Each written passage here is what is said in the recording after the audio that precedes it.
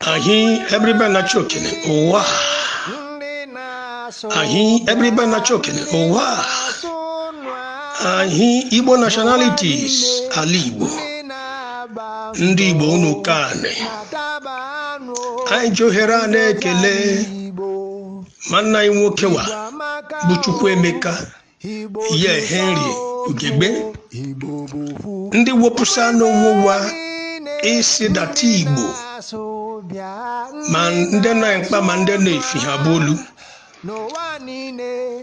anya Igbo nationality nke sakwane na ali ebreba precise n'ugbo anyị johera da fande ifeanyi ga-eme bụ conference unify Igbo ọma ha bụ ne February abụ Igbo hu abalị l'ọnwa orula mgbe ndị Igbo ha pụsa ti Igbo buru olu ti Igbo buru nge tụwa gburugburu mara dat Igbo bụ olu mesa Asaba mesa Ebreba mesa River mesa Enugu mesa Owerri Igbo bụ Igbo anyị da-asị orula mgbe anyị anaghị ekpokpa ta ndị ife gboro anyị mee ife akaja n'ihe gịnị asa girigiri bụ ukwu eze